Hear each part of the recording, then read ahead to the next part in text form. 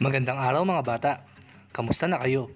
Ngayong araw na ito ay ating tatalakayin ang pagsasailalim ng katutubong populasyon sa kapangyarihan ng Espanya. Handa na ba kayong matuto? Magaling kung ganun. Sa matagumpay na pagkakatatag ng kolonyang Espanyol sa Pilipinas sa pamumuno ni Miguel Lopez de Legazpi noong 1565, nagsimulang magbago ang kinagisnang pamumuhay ng mga katutubong Pilipino na napasailalim sa kapangyarihang Espanyol. Sinasabing malaki ang papel na ginagampanan ng simbahan o relihiyong dala ng mga mananakop sa tagumpay ng kolonyalismo. Gayun din, nagpatupad ng iba't ibang patakaran ang pamahalaang Espanyol upang maging mas epektibo ang kolonyalismo.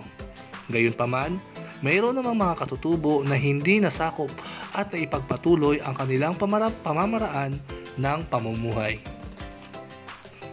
Isang malaking hamon ang kinaharap ng mga katutubo bunsod ng kolonyalismong Espanyol. Nagpatupad ng iba't ibang pamamaraan ang mga Espanyol upang maging matagumpay ang pananakop gaya ng Kristyanisasyon, reduksyon, tributo, enkomienda at sapilitang paggawa. Malaki ang naging epekto ng mga patakarang ito sa pamumuhay ng mga katutubo. Bagamat instrumento ang mga ito sa pagsakop sa Pilipinas, sa araling ito, inaasahang masusuri mo ang mga paraan ng pagsasailalim ng katutubong populasyon sa kapangyarihan ng Espanya sa pamamagitan ng puwersang military at Kristyanisasyon. Ating gawin ang gawain sa pagkatuto bilang isa. Basahin at unawain ang mga pangungusap. Isulat ang fact kung may katotohanan at bluff naman kung walang katotohanan. Isulat ang iyong sagot sa sagutang papel. Number 1. Isa sa layunin ng pagsakop ng mga Espanyol sa Pilipinas ay palaganapin ang Kristyanismo. Tamang sagot, fact. Number 2. Napipilitan ang mga katutubong magtrabaho upang mapaglingkuran ang mga Espanyol. Tamang sagot, fact. Number 3. Nagbabayad ng buwis ang bawat pamilya. Tamang sagot, fact. Number 4. Ang mga tapat na sundalo sa hari ng Espanya ay pinagkakalooban ng ginto. Tamang sagot, fact. Number 5. Ang mga katutubo ay sapilitang pinalipat ng tirahan sa sentro upang madaling mabinyagan. Tamang sagot, fact. Ating talakayin ang Kristyanisasyon. Malaki ang papel na ginampanan ng simbahan sa pagpapatupad ng kolonyalismo. Bukod sa kayamanan at kapangyarihang maidudulot ng kolonya sa mananakop, isa rin sa mga layunin ng paigtingin ng kolonyalismo ay ang pagpapalaganap ng relihiyon. Naging kapakipakinabang ang ideyang ito sa mga Espanyol sapagkat nagkaroon ng isang dakilang dahilan ang kolonyalismo. At ito ay ang pagtangka ng mga Espanyol na sa pamamagitan ng kolonyalismo ay maililigtas ang kaluluwa ng mga katutubo sa pamamagitan ng pagtanggap nila sa bagong relihiyon. Kaakibat nito, pilit na ipinauunawa ng mga Espanyol sa mga katutubo na ang kanilang katutubong relihiyon ay hindi na dapat pang ipagpapatuloy sapagkat di umano ito ay paganismo o pagsamba sa maraming Diyos at Diyosang pinaniniwalaang naninirahan sa kalikasan. Ang unang misyon. Kaugnay ng pagpapalaganap ng Kristyanismo, tiniyak ng Espanya ang pagmimisyon ng mga parayle. Sa kolonya, tinawag na Kristyanisasyon ang pagmimisyon ng mga parayle at hinikayat ng mga parayle ang mga katutubo na tanggapin ang relihiyong Kristyanismo.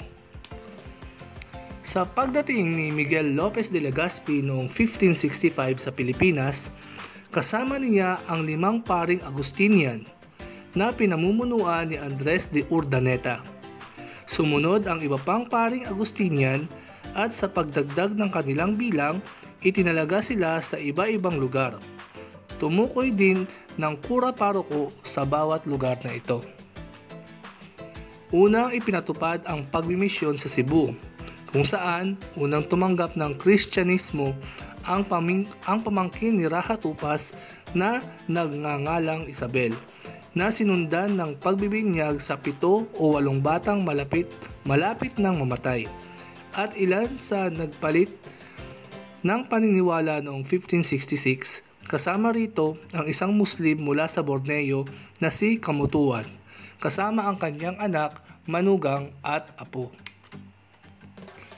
May ilan pang taga Cebu ang nagpabinyag, hanggang sa magpabinyag din si Raha Tupas at ang kanyang anak na si Pisunkan at ang iba pang mga pinuno. Noong Marso 1568, sa pagtanggap ng kanilang mga pinuno sa bagong relihiyon, ay marami na ring mga katutubo ang sumunod at nagpabinyag sa Kristyanismo. Ang pagpapatuloy ng misyon. Bukod sa Cebu, naging aktibo ang mga praile sa pagmimisyon sa Maynila, partikular sa Tondo at Pasig, gayon din sa gitnang Luzon, Timog Luzon, Ilocos at sa iba pang bahagi ng Visayas. Bukod sa mga Agustinian, nadagdagan pa ang mga misyonerong praileng itinalaga sa Pilipinas.